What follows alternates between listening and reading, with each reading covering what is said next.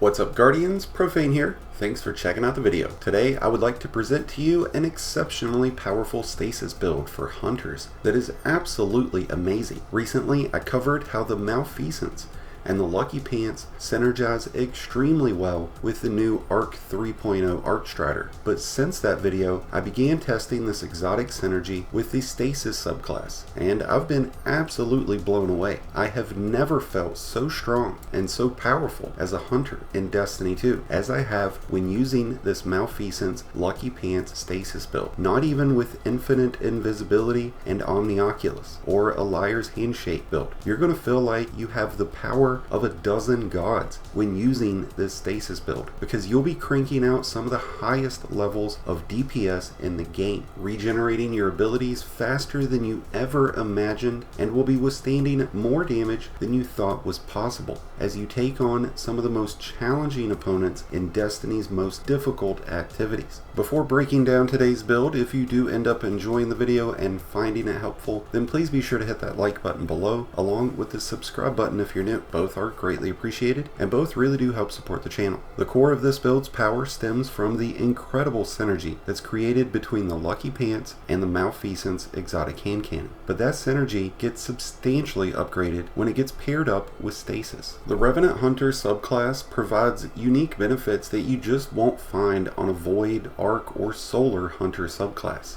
With aspects, abilities, and fragments designed to slow and freeze targets, it's one of the most underestimated subclasses in the entire community. When running this Revenant Hunter subclass, you have the ability to slow each and every target that you go up against, slowing their movement, slowing their ability regeneration, reducing their weapon performance, even making it more difficult for them to fire accurately. Something that will really come in handy when you take on Grandmaster Nightfalls or things of that equivalent. After accumulating enough slow stacks, your targets freeze, unable to move, more susceptible to damage, and after taking additional damage while frozen, the targets shatter.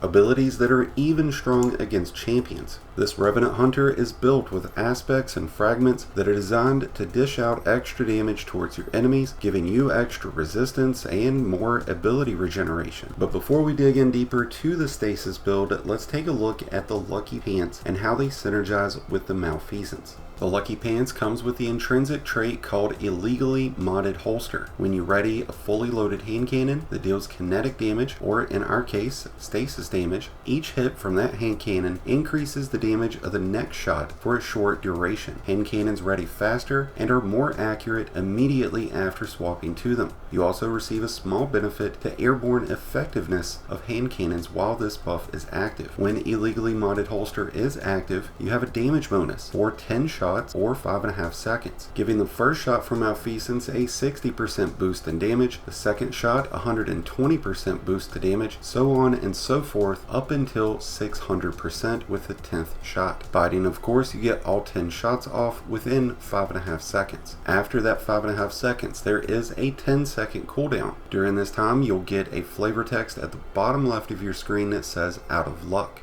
For 4 seconds after readying, you receive a 100-point boost to both your ready and handling speed of Malfeasance, along with an increase in accuracy to the cone size of your reticle, which will make you a far better shot. The Malfeasance shoots tainted slugs that will burrow into your enemies. Stacking 5 of these slugs into a single enemy will cause them to explode. It will also cause other combatants near them to stun, which does include unstoppable champions. And while the Lucky Pants does not increase the damage dealt by the explosions of these tainted shots, it will increase the damage of the first 10 shots after readying while the Illegally Modded Holster mod is active, along with every 5 shots causing explosive damage. And once you pair this up with the Revenant Stasis build, it really becomes overpowered.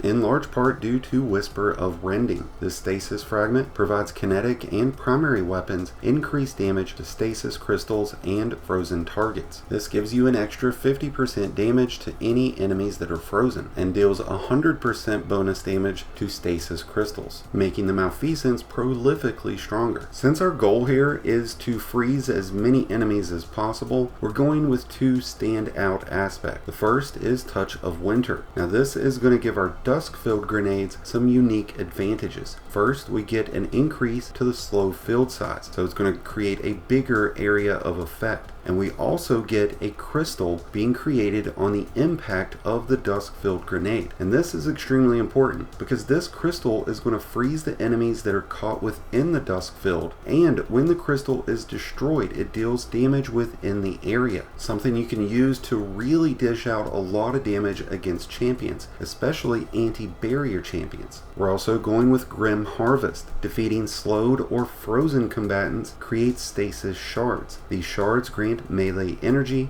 when picked up by you or your allies. And while the melee energy is nice, the big advantage here is the creation of shards, which will play a key role in the remaining fragments that we're using with this build. Starting with Whisper of Rhyme, collecting a stasis shard grants a small amount of overshield, which falls off after 10 seconds. Collecting additional shards adds to the overshield and refreshes the timer. Each time you pick up a small shard, you get a 12-point bump in health. Every time you pick up a large shard, it provides you with 35 points of health. And if at full health, you get an overshield up to 100 points of health. Something that I would say is far more beneficial than having Well of Life on a solar build. We're also using Whisper of Shards, which provides a 500% bonus to grenade regeneration for 6 seconds after shattering a crystal. This can last for up to 10 seconds if multiple crystals are shattered. This also provides us with a 10-point bonus to resilience, allowing you to throw your dusk-filled grenade far more often. And to strengthen those effects of the dusk-filled grenade, we're using Whisper of Durance. Slow from your abilities lasts longer. For those abilities that linger, their duration will also increase. This adds 10 points of strength, allowing you to freeze more targets, create more stasis crystals to regenerate those abilities all back again. And for our final fragment, we're using Whisper of Hedrons. When freezing a combatant, we get an increase in several stats. We get an extra 60 points in mobility, an extra 60 points in resilience, an extra 60 points in recovery, 30 extra points in weapon stability,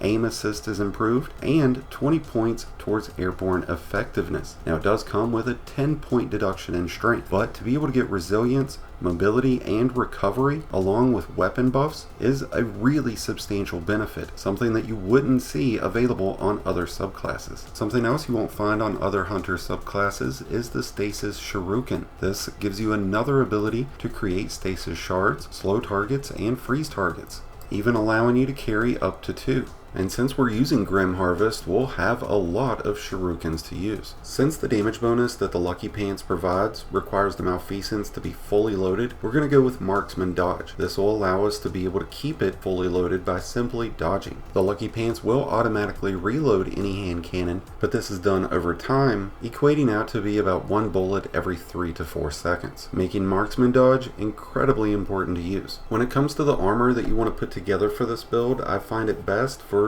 every hunter build to have high mobility. So if at all possible, you want to try to get that at 100. Since we're using a lot of dusk-filled grenades, it would be ideal to have your discipline equally at 100. Since we've already set ourselves up with plenty of melee regeneration, you wouldn't have to focus primarily towards strength. So you'd be able to also put some of your points towards resilience or recovery. One of the single most important mods to this entire build is the Elemental Shards mod. This turns your stasis shards into stasis elemental wells for both you and your allies. And this allows us to use elemental charge, become charged with light by picking up an elemental well. Since these wells are stasis, we'll get 2 charged with lights instead of 1. Which will work out perfectly since we're using the high energy fire mod. While charged with light, gain a bonus to weapon damage. Each defeated combatant consumes 1 stack of charged with light. This will add an extra 20% of damage on top of any other damage boost that we're already receiving between the different stasis buffs that we're getting and the Lucky Pants.